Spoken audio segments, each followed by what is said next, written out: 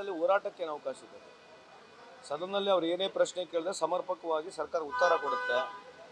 ಸದನದಲ್ಲಿ ಹೋರಾಟ ಮಾಡಬೇಕಿಲ್ಲ ಅಂತಲ್ಲ, ಯಾವ ಇಶ್ಯೂಸ್ ಮೇಲೆ ಮಾಡಬೇಕನ್ನೋದು ನಮ್ಮ ವಾದ ಇದೆ. ಅವರಿಗೆ ಹೋರಾಟ ಮಾಡಲಿಕ್ಕೆ ಸಂಪೂರ್ಣ ಈ ಪ್ರಜಾಪ್ರಭುತ್ವ ವ್ಯವಸ್ಥೆಯಲ್ಲಿ ಅವಕಾಶ ಇದೆ. ಸನ್ಮಾನ್ಯ ಮುಖ್ಯಮಂತ್ರಿಯವರು, ನಮ್ಮ ಸರ್ಕಾರ, ವಿಶೇಷವಾಗಿ ನಮ್ಮ ಸ್ಪೀಕರು ಅವರಿಗೆ ಮಾತಾಡಲಿಕ್ಕೆ ಭಾಳಷ್ಟು ಅವಕಾಶಗಳನ್ನು ಕೊಟ್ಟಿದ್ದಾರೆ. ಮೂಡಾಗರಣ ಆಗಿರ್ಬೋದು, ಎಲ್ಲ ಹಗರಣಗಳಲ್ಲಿ ಎಷ್ಟೆಷ್ಟು ತಾಸು ಮಾತಾಡಿದ್ರೆ ತಾವು ನೋಡ್ಕೊಳ್ಳಿ. ಅವರು ಸರ್ಕಾರದ ಉತ್ತರ ತೋಳಾರಂಗೆ ಅವರು ವಾಪಸ್ ಹೋಗಿರ್ತಕ್ಕಂಥ ಅವರು ಮಾತಾಡ್ಲಿಕ್ಕೆ ಅವಕಾಶ ನಾವು ಕೊಟ್ಟಿದ್ದೀವಿ. ನೀವು ಈ ಹಗರಣಗಳ ವಿಚಾರ ಬಂದಂಥ ಸಂದರ್ಭದಲ್ಲಿ ನಮ್ಮ ಸರ್ಕಾರ ಎಷ್ಟು ಅವರಿಗೆ ಅವಕಾಶ ಕೊಟ್ಟಿದೆ. ಇವತ್ತು ಕೂಡ ಯಾವುದೇ ವಿಷಯ ಮಾತನಾಡಬೇಕಾಗಿದ್ರೆ ಅವಕಾಶ ಕೊಡ್ತೀವಿ, ಮಾತಾಡಲಿ. ಅದು ಸರ್ಕಾರ ಸಮರ್ಪಕವಾಗಿ ಉತ್ತರ ಕೊಡ್ತೀವಿ.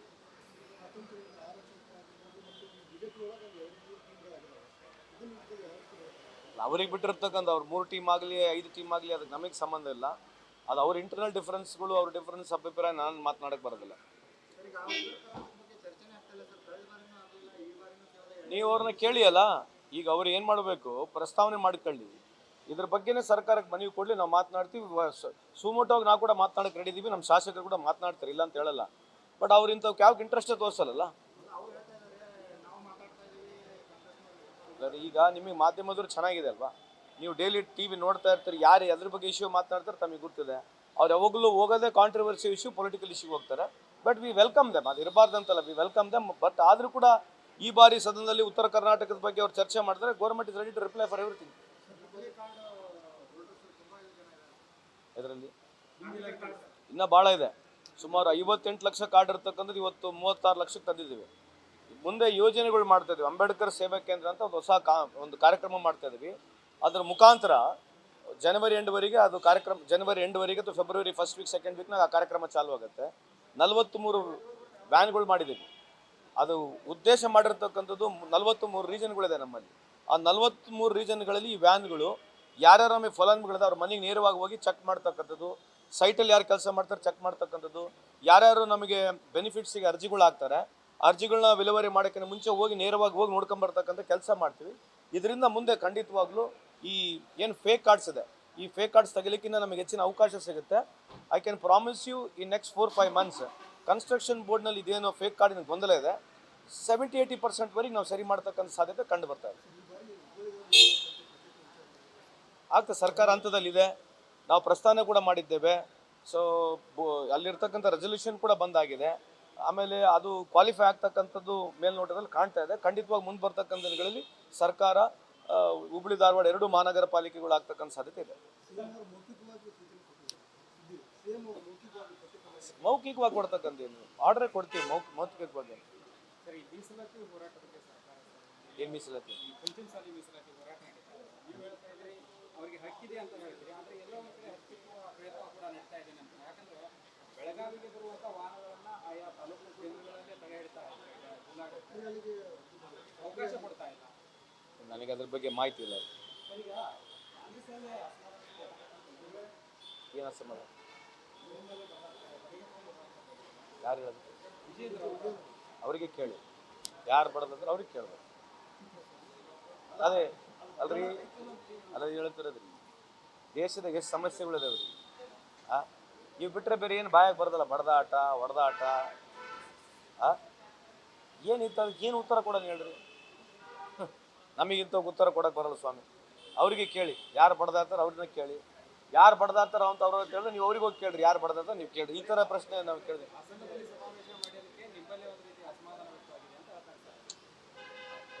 ನನಗೆ ಅದ್ರ ಬಗ್ಗೆ ಉತ್ತರ ಕೊಡೋಕ್ಕಾಗಲ್ಲ ಸರ್. ಅಲ್ರಿ, ಈವನ್ ನೀವು ಲಂಡನ್ನಾಗ ಹೋದ್ರೆ ಬೆಳಗ್ಗೆ ದಿನ ಬೆಳಗ್ಗೆ ಪ್ರತಿಭಟನೆ ನಡೀತದೆ. ಪ್ರಜಾಪ್ರಭುತ್ವ ವ್ಯವಸ್ಥೆಯಲ್ಲಿ ಇದೇ ಬ್ಯೂಟಿ ಆಫ್ ಡೆಮೋಕ್ರಸಿ. ನಾವು ಹೋರಾಟ ಮುಖಾಂತರ ರಿಫಂಡ್ ಆಗ್ತಕ್ಕಂಥ ಹೋಗಂದ್ರೆ ಡೆಮೋಕ್ರಸಿ. ಪ್ರತಿ ಸರ್ಕಾರಗಳು, ಯಾವುದೇ ಸರ್ಕಾರಗಳು ಬಂದು ಹೋರಾಟ ನಡೀತಾನೆ ಇರ್ತವೆ ಅಲ್ವಾ? That's a beauty of democracy. ಯಾವ್ಯಾವ ಸರ್ಕಾರ ಗಮನಕ್ಕೆ ತಗೋಬೇಕು ಎಲ್ಲ ಸರ್ಕಾರಗಳು ಅವರ ಸಂದರ್ಭದಲ್ಲಿ ತೊಗೊಳ್ತಾ ಇದ್ದು. ಯಾವ್ದು ಇಂಪಾರ್ಟೆಂಟ್ ಇಶ್ಯೂಸ್ಗಳಿದ್ದಾವೆ, ಯಾವ ಅಟೆಂಡ್ ಮಾಡಬೇಕು, ಇಲಾಖೆಯವರು ಅಟೆಂಡ್ ಮಾಡ್ತೀವಿ, ಸರ್ಕಾರ ಗಮನಕ್ಕೆ ಬರ್ತದೆ. ಅದನ್ನು ಮುಂದೆ ಬರ್ತಕ್ಕಂಥ ದಿನಗಳಲ್ಲಿ ಅವರಿಗೆ ಪರಿಹಾರ ಕೊಡ್ತಕ್ಕಂಥ ಪ್ರಯತ್ನವನ್ನು ಮಾಡ್ತೀವಿ. ಸದನದಲ್ಲಿ ಹೋರಾಟಕ್ಕೆ ಏನು ಅವಕಾಶ ಇದೆ? ಸದನದಲ್ಲಿ ಅವ್ರು ಏನೇ ಪ್ರಶ್ನೆ ಕೇಳಿದ್ರೆ ಸಮರ್ಪಕವಾಗಿ ಸರ್ಕಾರ ಉತ್ತರ ಕೊಡುತ್ತೆ. ಸದನದಲ್ಲಿ ಹೋರಾಟ ಮಾಡಬೇಕಿಲ್ಲ ಅಂತಲ್ಲ, ಯಾವ ಇಶ್ಯೂಸ್ ಮೇಲೆ ಮಾಡಬೇಕನ್ನೋದು ನಮ್ಮ ವಾದ ಇದೆ. ಅವರಿಗೆ ಹೋರಾಟ ಮಾಡಲಿಕ್ಕೆ ಸಂಪೂರ್ಣ ಈ ಪ್ರಜಾಪ್ರಭುತ್ವ ವ್ಯವಸ್ಥೆಯಲ್ಲಿ ಅವಕಾಶ ಇದೆ. ಸನ್ಮಾನ್ಯ ಮುಖ್ಯಮಂತ್ರಿಯವರು, ನಮ್ಮ ಸರ್ಕಾರ, ವಿಶೇಷವಾಗಿ ನಮ್ಮ ಸ್ಪೀಕರು ಅವರಿಗೆ ಮಾತಾಡಲಿಕ್ಕೆ ಭಾಳಷ್ಟು ಅವಕಾಶಗಳನ್ನು ಕೊಟ್ಟಿದ್ದಾರೆ. ಮೂಡ ಹಗರಣ ಆಗಿರ್ಬೋದು, ಎಲ್ಲ ಹಗರಣಗಳಲ್ಲಿ ಎಷ್ಟೆಷ್ಟು ತಾಸು ಮಾತಾಡಿದ್ರೆ ತಾವು ನೋಡ್ಕೊಳ್ಳಿ. ಅವರು ಸರ್ಕಾರದ ಉತ್ತರ ತೊಗೊಳ್ಳಾರಂಗೆ ಅವರು ವಾಪಸ್ ಹೋಗಿರ್ತಕ್ಕಂಥ ಅವರು ಮಾತಾಡ್ಲಿಕ್ಕೆ ಅವಕಾಶ ನಾವು ಕೊಟ್ಟಿದ್ದೀವಿ. ನೀವು ಈ ಹಗರಣಗಳ ವಿಚಾರ ಬಂದಂಥ ಸಂದರ್ಭದಲ್ಲಿ ನಮ್ಮ ಸರ್ಕಾರ ಎಷ್ಟು ಅವರಿಗೆ ಅವಕಾಶ ಕೊಟ್ಟಿದೆ. ಇವತ್ತು ಕೂಡ ಯಾವುದೇ ವಿಷಯ ಮಾತನಾಡಬೇಕಾಗಿದ್ರೆ ಅವಕಾಶ ಕೊಡ್ತೀವಿ, ಮಾತಾಡಲಿ. ಅದು ಸರ್ಕಾರ ಸಮರ್ಪಕವಾಗಿ ಉತ್ತರ ಕೊಡ್ತೀವಿ.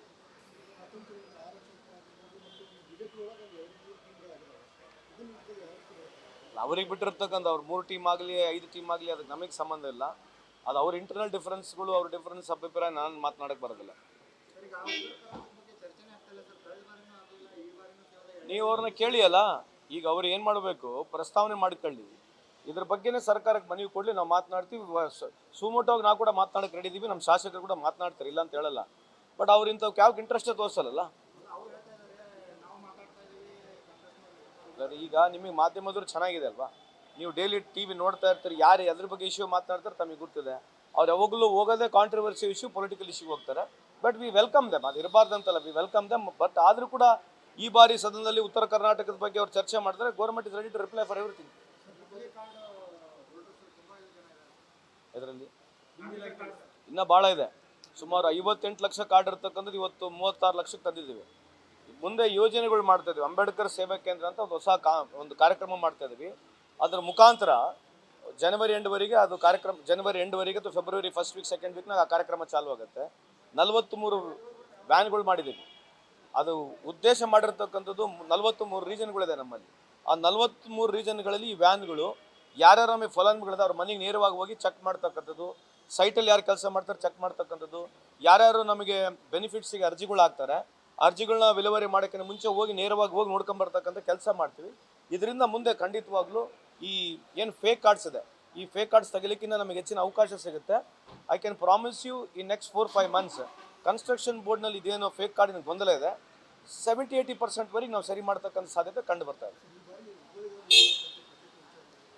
ಆಗ್ತದೆ, ಸರ್ಕಾರ ಹಂತದಲ್ಲಿದೆ. ನಾವು ಪ್ರಸ್ತಾವನೆ ಕೂಡ ಮಾಡಿದ್ದೇವೆ. ಸೊ ಅಲ್ಲಿರ್ತಕ್ಕಂಥ ರೆಸಲ್ಯೂಷನ್ ಕೂಡ ಬಂದಾಗಿದೆ. ಆಮೇಲೆ ಅದು ಕ್ವಾಲಿಫೈ ಆಗ್ತಕ್ಕಂಥದ್ದು ಮೇಲ್ನೋಟದಲ್ಲಿ ಕಾಣ್ತಾ ಇದೆ. ಖಂಡಿತವಾಗಿ ಮುಂದೆ ಬರ್ತಕ್ಕಂಥ ದಿನಗಳಲ್ಲಿ ಸರ್ಕಾರ ಹುಬ್ಬಳ್ಳಿ ಧಾರವಾಡ 2 ಮಹಾನಗರ ಪಾಲಿಕೆಗಳು ಆಗ್ತಕ್ಕಂಥ ಸಾಧ್ಯತೆ ಇದೆ. ಮೌಖಿಕವಾಗಿ ಕೊಡ್ತಕ್ಕಂಥ ಆರ್ಡರ್ ಕೊಡ್ತೀವಿ. ಮೌಖಿಕವಾಗಿ ಏನು ಮೀಸಲಾತಿ, ಅವರಿಗೆ ಹಕ್ಕಿದೆ ಅಂತ ಹೇಳ್ತೀರಿ, ಆದರೆ ಎಲ್ಲೋ ಒಂದು ಕಡೆ ಹತ್ತಿಕ್ಕುವ ಪ್ರಯತ್ನ ಕೂಡ ನಡೀತಾ ಇದೆ ಅಂತ. ಯಾಕಂದ್ರೆ ಬೆಳಗಾವಿಗೆ ಬರುವಂಥ ವಾಹನಗಳನ್ನ ಆಯಾ ತಾಲೂಕು ಕೇಂದ್ರಗಳಲ್ಲೇ ತಡೆ ಹಿಡ್ತಾ ಇದ್ದಾರೆ, ಜಿಲ್ಲಾಡಳಿತ ಅವಕಾಶ ಕೊಡ್ತಾ ಇಲ್ಲ.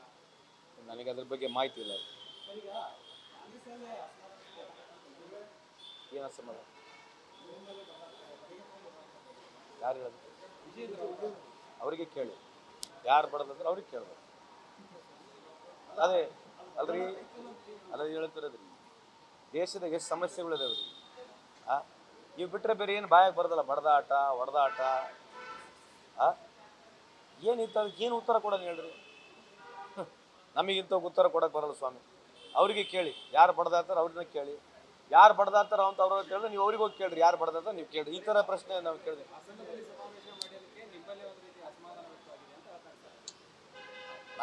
ನನಗೆ ಅದ್ರ ಬಗ್ಗೆ ಉತ್ತರ ಕೊಡೋಕ್ಕಾಗಲ್ಲ ಸರ್.